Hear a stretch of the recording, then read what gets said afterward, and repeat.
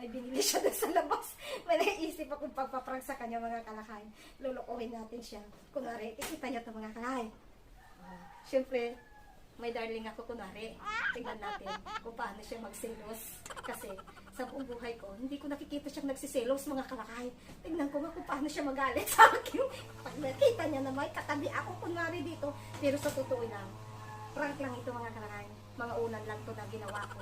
Ayan, mga unan lang yan. Sige mga kalakay, abangan natin siya dyan sa labas. Tapos ipaprank natin sila kay. Abangan niyo mga kalakay. Ayan mga kalakay. Ayan mga kalakay. Nandiyan dyan na sila kay. Nandiyan na sila kay. Itago natin yung camera. Ayan mga kalakay. Hindi na makita ng bintana mga kalakay. Ayan.